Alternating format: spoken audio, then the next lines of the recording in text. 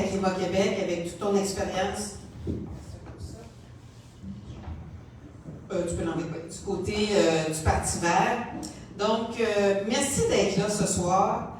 Je ne vous vois pas beaucoup avec les lumières, mais c'est quand même quelque chose. Hein? On a fait une campagne extraordinaire. On s'est retroussé les manches. Nous, on est reparti à 9 ans. Fait que c'est assez incroyable ce qu'on a accompli depuis un an et demi d'existence. Je peux vous dire qu'on en a fait du chemin. On est un parti en pleine croissance. Vous voyez un peu là les résultats. On ne sait pas à combien ça va finir, là. Mais moi, je ne voudrais pas être dans les souliers des partis qui sont en pleine décroissance. Nous, on est en pleine croissance et c'est sûr que c'est un défi de repartir à 9. Mais avant de rentrer dans ces défis-là, permettez-moi de remercier. On a eu 54 candidats et candidates à travers tout le Québec. Je pense que c'est toute une réalisation. Il y en a plusieurs qui sont avec moi. Fait que peut-être, pour qu'on puisse se reconnaître, vous lever au fur et à mesure ceux qui sont là. On a eu dans la région de Bas-Saint-Laurent, Gaspésie, Pierre Baudouin, Carole Serpier, qui sont avec nous ce soir.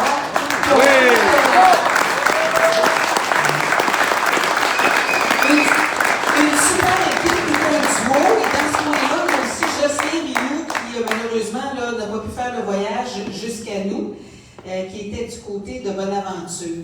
On a du côté de Québec. On a Christine Lepage, Mario Ledoux, Julien Cardinal, Alain Fortin, Jean-François Joubert, qui étaient candidates et candidats pour nous dans la région de Québec. Tristan Martel, dans le centre du Québec, qui est avec nous ce soir ici. Un beau reporter à la TVA. Félicitations. On avait même deux candidats du côté de Chaudière-Appalaches. Gwendoline Mathieu-Poulain qui a osé aller affronter du côté plus conservateur caquiste et André Voyer du côté de Lévis. On a sur la Côte-Nord Jacques Gélineau, un routier depuis longtemps dans la région avec Richard Delisle. Donc les deux comtés de la Côte-Nord avec des représentants de Climat Québec. Du côté de l'Estrie, Tommy Quirion-Bouchard, et permettez-moi de faire un petit aparté ici, je voudrais lui offrir toutes mes condoléances. Son beau-frère, son beau-frère est décédé hier, ce matin, donc vraiment dans des conditions très difficiles, donc toutes mes condoléances. Olivier Dion qui est avec nous aujourd'hui, Alain Barbier du côté de Sherbrooke.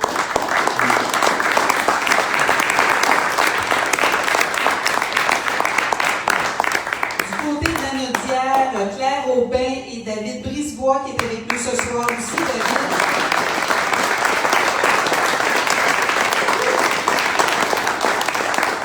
Du côté de Laurentide, Samuel Fortin, Hélène Courteau, François Beauchamp, qui n'ont pas pu faire le déplacement. Du côté de Laval, Simon Filiatro, qui nous a représenté. Trois-Rivières, Éric Trottier. Du côté de la Montérégie, donc c'est une grosse région, Mathieu Taillefer, Marcel Thibodeau qui est avec nous, Sana Chad qui est avec nous, Barbara Joannette, Yann Parrain, Zadora Lamouche, Alejandra Velasquez qui est avec nous, Julie Rey qui est avec nous, Denis Thériault qui est avec nous, Frédéric Ouellet qui est avec nous ici, Jean-Pierre Lacombe est avec nous, Jacqueline Dallaire qui est avec nous. Donc merci. Tout un travail qui a été fait à Montérégie. Je sais qu'il y a des candidats comme Denis qui ont fait des débats, plusieurs entrevues.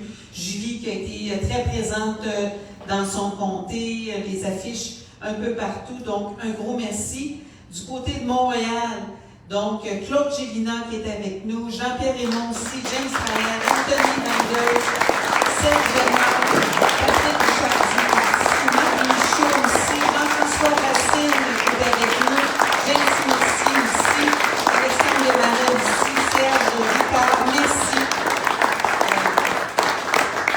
Merci pour la campagne. On Anne-Marie Meunier dans le Chapelot du côté de l'Outaouais et du côté du Saguenay-Lac-Saint-Jean, Gilbert Simard, Martin Lavoie et Linda Lalancette. Donc, vous voyez que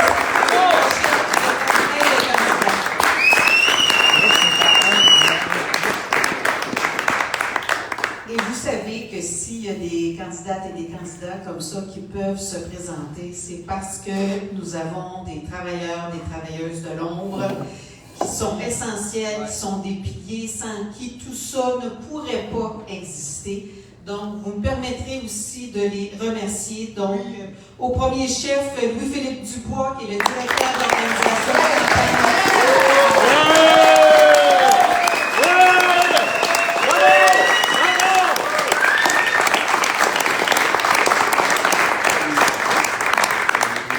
C'est un travail gargantuesque de porter à bout de bras un parti émergent comme Climat Québec, parce que je vais vous faire un petit peu de démonstration tantôt. Vous allez voir que on a réussi des tours de force à partir du contexte que nous avions. Donc, et son équipe, vous me permettrez d'en présenter quelques-uns aussi. Paris Psychoyos qui est avec nous. Bravo!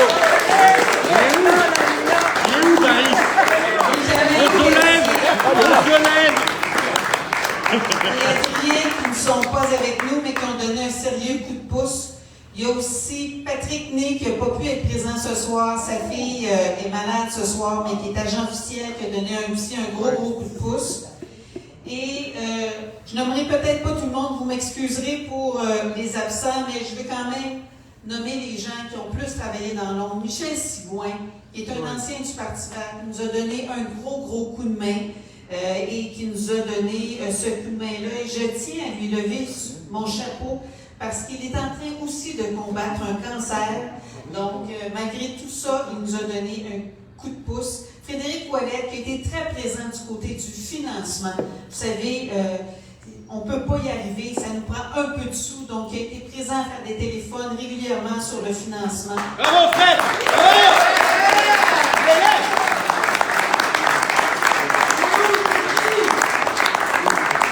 Jean-François Racine, qui a été extrêmement présent, qui m'a accompagné lors de toutes les tournées sur le Côte-Nord, en Outaouais, dans le Bas-Saint-Laurent. Donc, un gros merci pour sa disponibilité, ça fait toute une différence. Anthony Vanders, qui a été un agent de liaison. Bravo, Tony! Montréal, pour la Montérégie. Jean-Pierre Raymond de Montréal aussi, qui a été un agent de liaison important. Cassandra Poitras nous a donné un coup de pouce pour les TikTok, les réseaux sociaux. Jency Mercier, aussi présente depuis le début.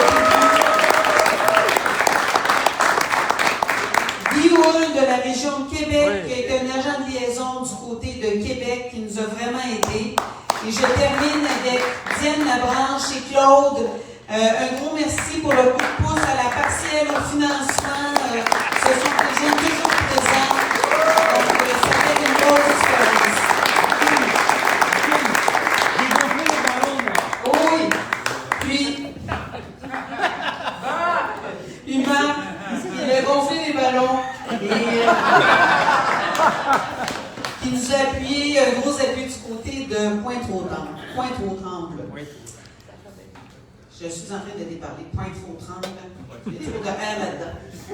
C'est bon, Scrabble. Donc, je ne sais pas si vous vous rendez compte, là, mais aujourd'hui, il y a une nouvelle force politique dans le paysage québécois. On commence. Ils n'ont rien vu encore là. On ne fait que commencer. Et je veux juste vous donner une petite idée de ce à quoi on a fait face pendant la campagne électorale présente. Vous voyez les résultats? Juste vous donner une idée d'ordre de grandeur. Parce qu'on parle de proportionnel et tout ça, mais quand on regarde l'argent, nous, on commençait, on n'existait pas en 2018. Fait qu'on a eu droit à zéro. Mais il y a des allocations qui existent pour les partis politiques en fonction de leur vote de 2018. QS avait 1,6 million par année de fonctionnement. Il a eu droit à 950 000 pour sa campagne électorale, direct du gouvernement. Là. Ça, c'est en plus de leur financement. Là. Le Parti québécois avait 1,7 million par année directement de l'État et près d'1 million juste pour la campagne de financement, la campagne électorale. Le PLQ, 2,4 millions par année et la CAQ, 3,8 millions par année. Nous, là, il fallait rivaliser avec ces gens-là avec zéro. C'est ça que ça veut dire repartir à neuf dans le contexte québécois de notre fonctionnement. Ça, c'est du côté du financement. Du côté des médias, je ne sais pas si vous avez constaté, mais nous autres, on le savait, mais de le savoir et de le voir, c'est pas pareil. Hein? Une obstination constante, un blocage de vouloir couvrir que les 5 partis. Et les 5 partis, encore là, ils ont changé les règles, hein, parce que là, ils ont couvert le Parti conservateur, mais tout le temps que c'était option nationale, comme il n'avait pas été élu sur la bannière d'option nationale, il ne couvrait pas Jean-Martin Hossand, mais Éric Duhaime, lui, même si sa députée a été élue sur la bannière de la CAQ, ça marchait, tu sais. Fait qu'ils arrangent les règles pour faire leur affaire. Et je peux vous dire qu'on a envoyé des communiqués, qu'on a averti Radio-Canada sur sa boussole électorale, qu'on a averti les sondeurs que ça n'avait pas de bon sens qui sont juste sur les 5 partis et pas les autres partis, parce que tout ça a de l'impact. Hein, c'est comme la saucisse high grade, les plus anciens qui ont vu l'annonce, là, hein, plus vous en mangez, plus elles sont fraîches, plus vous en mangez. Mais c'est la même chose en politique. Plus on parle de vous, plus vous êtes couverts, plus on parle de vous, plus on vous connaît. Donc, on a dû faire face à un blocage médiatique assez intense, surtout en début de campagne. Vous avez vu que vers la fin de la campagne, on a réussi à avoir un petit peu de couverture à l'arraché, quelques couvertures à Québec sur le tramway sans rail intelligent. On a réussi à avoir aussi quelques couvertures du côté du Trisac, Benoît du Trisac, du côté aussi de Infoman. Si vous avez vu là, la sortie sur Infoman.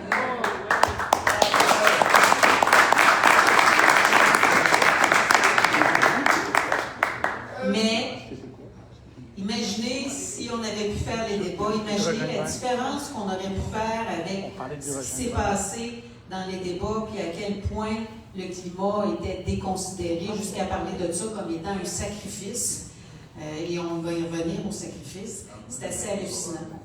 Donc, moi, je peux vous dire que malgré les défis auxquels on a dû faire face, bien, Climat Québec s'est imposé comme une nouvelle voie dans le paysage politique québécois.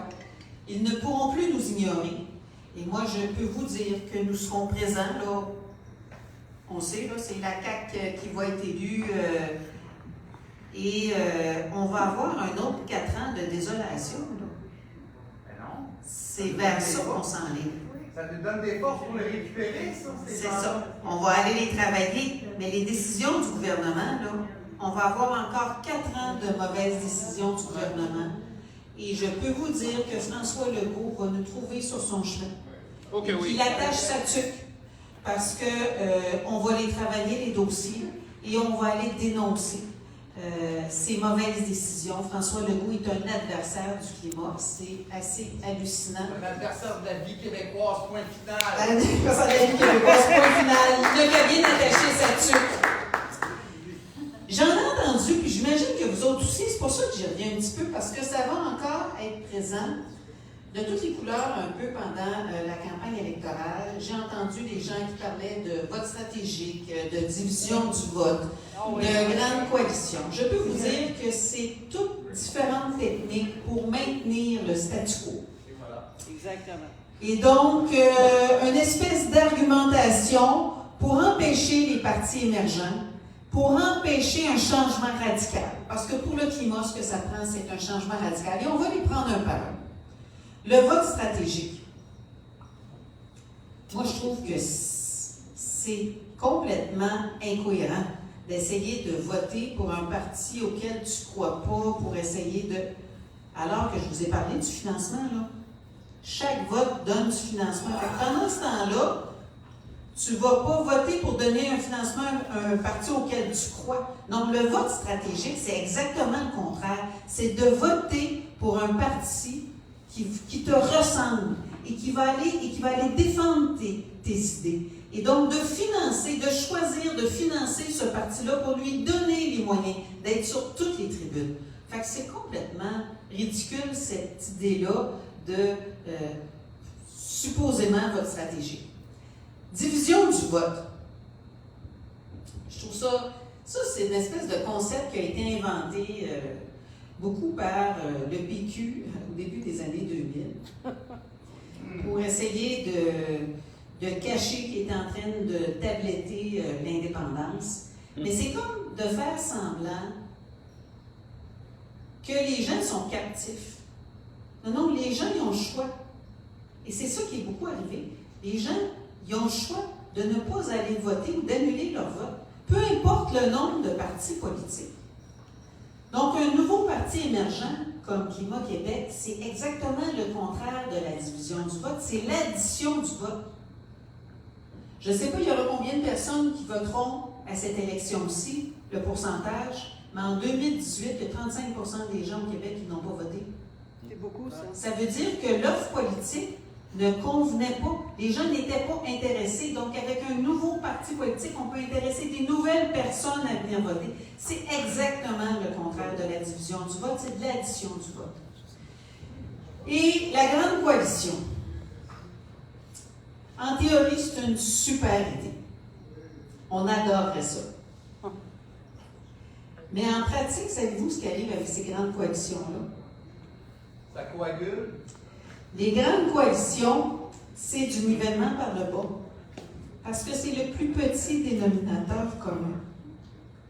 Et donc, c'est exactement le contraire de ce qui est nécessaire pour la crise climatique. Il faut qu'on tire vers le haut. On a besoin de gestes radicaux, rapides, et non pas de dire, ben, c'est quoi les petits gestes sur lesquels on peut s'entendre, puis on va se coaliser là-dessus. On va s'entendre sur le minimum. Le minimum, ça ne fait plus le travail, là. Il est rendu trop tard pour ça. Donc, oui, en théorie, une grande coalition, en autant que ça tire vers le haut, mais pour l'instant, ça n'existe pas. Donc, on ne peut pas juste péter des nuages. Nous, on est dans l'action concrète. Et c'est pour ça qu'on a fondé Climat Québec. Parce qu'il n'y avait aucune offre véritable permettant de contrer la crise climatique de façon sérieuse, pragmatique et rationnelle. Et là, je vais vous donner des exemples très concrets dont on a discuté un peu pendant la campagne électorale. Pourquoi Climat Québec? Si ça existait déjà, là, on l'aurait. Vous savez, construire un nouveau parti, repartir à neuf, là, ce que ça demande comme énergie, ce que ça demande comme travail. Je veux dire, si d'autres partis l'avaient offert, on les aurait rejoints. Mais pour contrer la crise climatique, ce qui est de plus facile à faire au Québec, qui coûte le moins cher, c'est de sortir le gaz naturel, premièrement, parce que c'est l'énergie la plus polluante, et le pétrole des usines des bâtiments. Les technologies existent. Remplacer une fournaise au gaz par une fournaise électrique, c'est connu depuis longtemps, là. Il n'y a rien de compliqué là-dedans. On a la main-d'œuvre pour ça. Ça ne coûte pas cher. Mais ça ne se fait pas. Parce que le gaz naturel au Québec, hein, c'est du gaz de schiste. Juste vous dire, là, c'est extrêmement plus polluant que le gaz naturel conventionnel, puis extrêmement plus polluant que le pétrole. Pourquoi ça ne se fait pas? Les lobbies sont trop forts. À cause d'un lobby. Le lobby probablement le plus puissant et le plus souterrain du Québec s'appelle la Gazière Énergie. Moi, je veux bien, là. Mais à un moment donné, si on veut changer les choses, là, on ne peut pas maintenir tout ce qui est là. Et la gazière énergie est infiltrée jusqu'à la tête d'Hydro-Québec. Imaginez-vous qu'à la tête d'Hydro-Québec, pas juste maintenant, mais depuis déjà longtemps, Sophie Brochu, c'est une ancienne de la gazière énergie. Oui. Thierry Vandal aussi, puis Caillé aussi. Et l'entente que Sophie Brochu a faite avec Énergie, d'Hydro-Québec Énergie, c'est une vraie arnaque, là, sont payés par les consommateurs d'Hydro-Québec pour le gaz qu'on ne consommera plus, juste pour le maintenir pour la pointe. Il y en a d'autres solutions pour la pointe que les réseaux de gaz. Donc, il n'y a aucun parti qui parle de ça. C'est pas normal. C'est l'affaire la plus facile à faire qui coûte le moins cher qu'on peut faire demain matin. En dedans de 4 ans, on peut tout régler ça. C'est pas normal. Climat Québec, nous, on a dit, ce ne sera plus les lobbies qui vont dicter l'agenda politique. Les lobbies, là, on peut-tu se le dire? Les lobbies, c'est comme des enfants. Ils demandent tout le temps des bonbons. Ils demandent la lune. Et là, malheureusement, depuis une vingtaine d'années, ça n'a pas toujours été comme ça, mais depuis une vingtaine d'années au Québec, on a une élite politique qui leur dit toujours oui. Puis là, quand peut-être ça va être non, là, ils se mettent à piquer une crise, là, puis ils s'en vont chialer dans les journaux. À un moment donné, il faut apprendre à leur dire non. Puis le pire qui peut nous arriver comme élu, je sais que je l'ai vécu, vous l'avez vu, le pire qui peut arriver, c'est qu'ils vont aller chialer dans les journaux. Ça, faut être capable, ça. Mais ce que je vais faire à partir de maintenant, ce que je n'ai pas fait à l'époque, on va leur répondre. Ça, c'est l'apprentissage politique. Il faut leur répondre. Parce que quand ils n'ont pas raison, à un moment donné, assez, c'est assez. Et c'est quoi la différence Climat Québec? Bien, la différence Climat Québec, c'est dans un dossier comme la ORM. On est le seul parti politique qui dit, comme Richard Desjardins, il faut suspendre les activités de la ORM jusqu'à temps qu'elle se conforme aux 3 nanogrammes par mètre cube, puis qu'elle va payer les employés. La ORM, c'est Glencore. Glencore, c'est 19 milliards de dollars par année.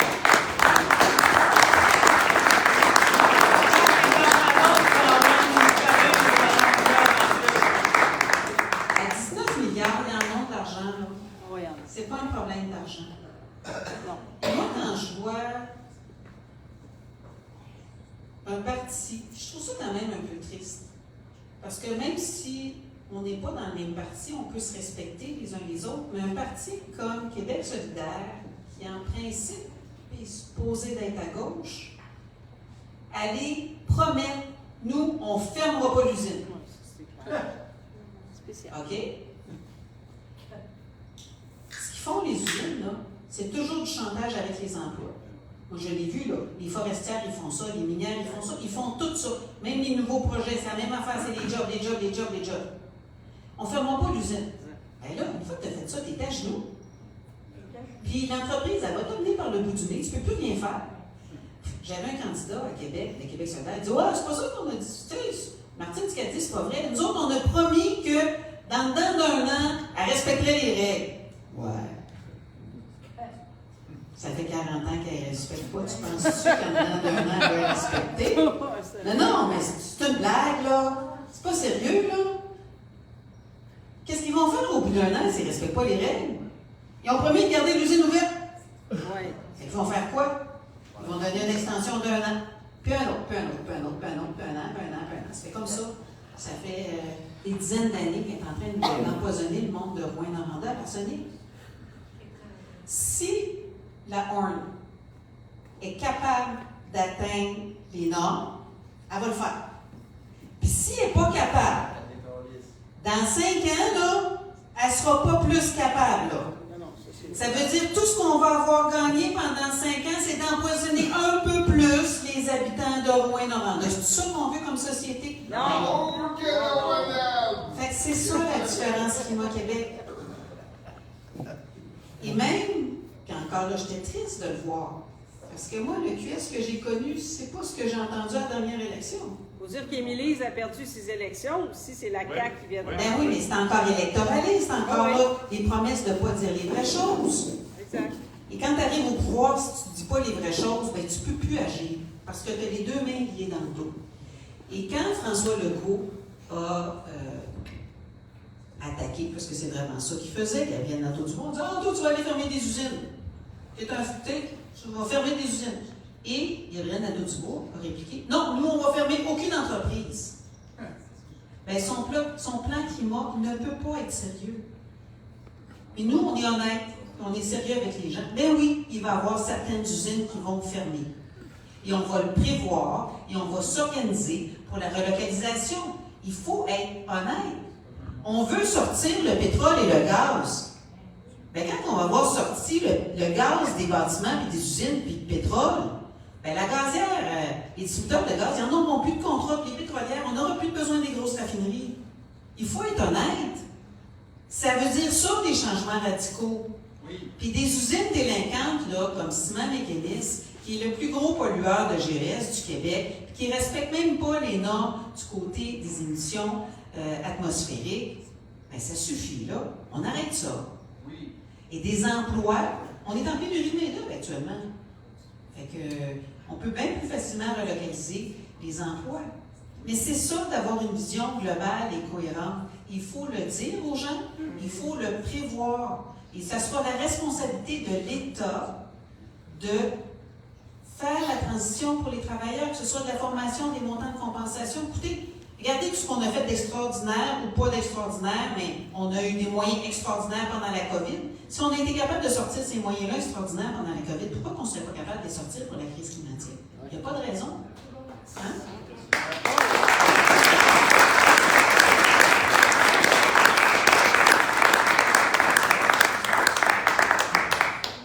Donc, vous avez vu pendant la campagne, on a sorti un dossier sur les forêts. Encore là, la même chose. On est le seul parti qui dit qu'il va y avoir une diminution des territoires de coupe. La forêt, là, c'est notre poumon. Ça permet de la séquestration du carbone. Les autres partis sont tout le temps sur « Ah oui, on va transformer plus au Québec, on va... » Mais les vrais besoins, les vraies mesures de dire « On va couper moins », ne sont pas prêtes à aller là. Et c'est ça que ça prend. Et c'est pour ça que Climat Québec est nécessaire. Et c'est du côté de l'indépendance. L'indépendance du Québec, pour nous, là, on donne accès directement à l'indépendance dès l'élection. On est le seul parti qui arrête d'être dans le référendisme. Que ce soit Québec solidaire, que ce soit le Parti québécois, il y a toujours une étape qui est ajoutée, qui est le référendum, avant de déclarer l'indépendance. Oui, l'étape. Et cette étape-là, pour ceux qui ne le savent pas, il y en a plusieurs à qui j'ai eu l'occasion d'en discuter, ça n'existait pas, par exemple, dans le programme du Parti québécois en 70 et en 73. Ça, c'est Gilbert Paquette qui m'a appris ça. C'est arrivé par qui, le référendum? Camille Laurent? C'est arrivé par Claude Morin. Claude Morin.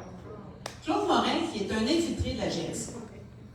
C'est vrai, oui. Hein? Ça l'était. Donc, on peut-tu arrêter de se mettre des étapes supplémentaires qui nous ont été pistonnées par nos adversaires pour nous ralentir dans notre processus? On est rentré dans le Canada par un vote à l'Assemblée nationale. On peut très bien en sortir exactement de la même façon. C'est tout à fait démocratique. C'est tout à fait pacifique. Il n'y en a aucun problème avec ça. Il n'y a que Climat Québec qui propose de dire, avec une majorité de députés indépendantistes à l'Assemblée nationale, tout parti confondu, on ne fait pas de partisanerie pour une affaire aussi importante que l'indépendance du Québec. Donc, tout parti confondu. On sort la Constitution canadienne et on adopte la Constitution de transition de la République du Québec. Et c'est réglé. Bravo!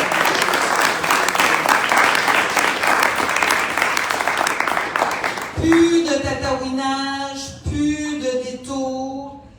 Et écoutez, j'ai vu aller la campagne électorale.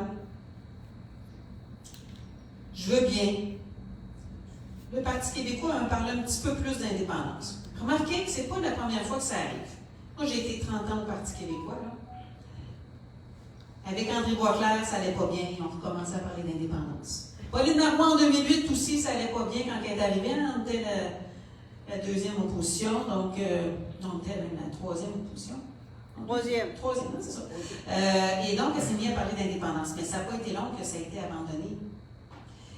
Et moi, je regarde le programme qui appelle maintenant le projet national, je ne sais plus trop. Et je dois vous avouer, c'est en droite ligne des conditions gagnantes de Bernard Landry, on va éventuellement se préparer peut-être plus tard, donc on va commencer à se préparer, mais peut-être plus tard ça l'arrivera. Donc c'est exactement dans la continuité des Landry, Marois et même Lisée. Ouais. On n'y arrivera pas comme ça. C'est pas vrai. Quand on a un chef du Parti québécois, et là c'est la deuxième élection que ça arrive, là. C'est arrivé avec Pauline Marois, c'est arrivé avec Paul Saint-Pierre-Plamondon, qui est incapable de répondre aux questions sur le pays du Québec, sur la monnaie du Québec, sur l'armée du Québec. C'est pas normal. C'est pas normal. Et moi, je peux vous dire que nous, on y a réfléchi. Il y a tout un travail qui a été fait par le mouvement Québec indépendant, qui a été intégré à l'intérieur de Climat Québec. Vous avez des exemplaires, là, plusieurs exemplaires du magazine Oui, je le veux, où on a passé à travers des dossiers comme l'armée, la monnaie, l'immigration, toute la question aussi du CRTC. Des éléments importants qu'on va devoir intégrer dans la future République du Québec. On doit faire notre réflexion maintenant de comment on va le travailler, comment on va l'intégrer. C'est fini de demander aux gens de faire un saut dans le vide. Il faut apprendre des erreurs du passé. Je veux dire, c'est sûr que quand on demande aux gens de faire un saut dans le vide, qu'est-ce qui arrive? Nos adversaires utilisent ce vide-là pour faire peur au monde. Oui. La meilleure antidote contre la peur, c'est la connaissance. Donc, il faut répondre aux questions des gens. Et nous, on ne se gênera pas du côté de Climat Québec de répondre aux questions des gens. Et c'est ça la différence Climat Québec, encore une fois. Moi, quand je vois des partis qui se disent indépendantistes, c'est quand on lit leur programme, ben dans le fond, c'est un programme essentiellement provincialiste. Et là que vous lirez celui du Parti québécois, de Québec solidaire, c'est la même chose. Ils ne sont pas exactement pareils, là. Il y en a qui sont plus multiculturalistes, puis d'autres moins, là. Mais le programme, c'est gérer la province du Québec. Donc, je dois vous avouer qu'à ce niveau-là, ils ne sont pas si loin de Legault, hein? Legault, il se dit nationaliste, mais en fait, il est très provincialiste. Lui, il veut améliorer la province du Québec dans le Canada. Mais là, il y a des technologies. C'est ça. Puis, nationaliste, dans le fond, une nation, maintenant, c'est un pays. Fait que s'il était nationaliste, ce serait pour un pays. C'est un petit bout de temps qu'il a viré son capot de bord, François Legault. Malheureusement, parce qu'il a déjà été de ceux au Parti québécois qui étaient les plus pressés. Mais il y a du monde comme ça qui change d'idée. À la CAQ, il y en a une couple comme ça qui change d'idée. On va avoir le temps de s'amuser avec ces gens-là dans les prochaines années. Et donc, je peux vous dire que pour nous, du côté de Climat Québec, cette élection-ci, ce n'est qu'un début. Ce n'est qu'un début, et c'est à partir de maintenant qu'on existe politiquement dans le paysage politique québécois. C'est à partir de maintenant qu'on va intervenir sur toutes les tribunes. Parce qu'on est capable, même avec les moyens plus petits que les autres qu'on aura, on est capable d'aller intervenir à l'Assemblée nationale dans des commissions parlementaires. On est capable d'aller intervenir au BAP en déposant des rapports. On est capable d'intervenir sur la place publique, sur le terrain, sur les différents dossiers qui touchent la vie des Québécois et des Québécoises. Et c'est ce qu'on va faire dans les 4 prochaines années. Et on va avoir besoin de vous. On va avoir besoin de vous parce qu'on va s'organiser aussi une élection, ça se prépare d'avance. Celle-ci, on l'a préparée un petit peu dernière minute.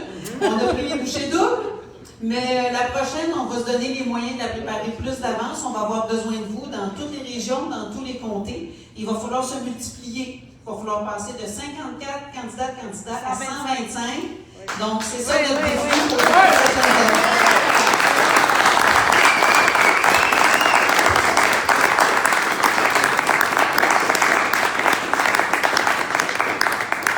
Donc, on a du pain sur la planche.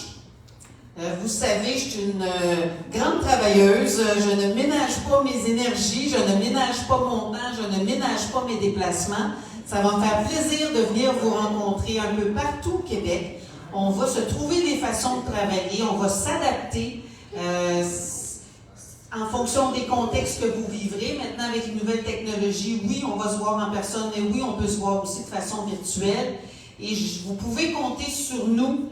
Et je veux pouvoir compter sur vous pour continuer, parce qu'on le savait que cette élection-ci, ce n'était qu'un début. Nous, on partait de 0, on repartait à 9, Donc, c'est certain qu'on a pris les bouchées doubles pour cette campagne électorale-ci.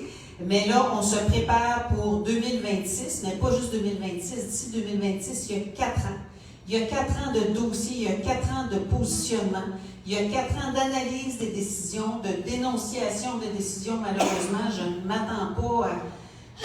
J'aimerais ça vous être plus optimiste d'un gouvernement de la CAQ, mais on les a vus aller pendant les 4 dernières années. Je peux vous dire, ce n'était pas joyeux. Donc, je ne m'attends pas à tellement mieux pour les 4 prochaines années. Et donc, on sera là, on sera sur leur chemin. Et je compte sur vous pour qu'on puisse travailler tous ensemble à faire en sorte que le Québec s'améliore, qu'on puisse faire notre part, parce qu'on est capable de le faire dans la question de la crise climatique, notre part pour la planète, pour la survie de l'humanité. Merci. Bravo!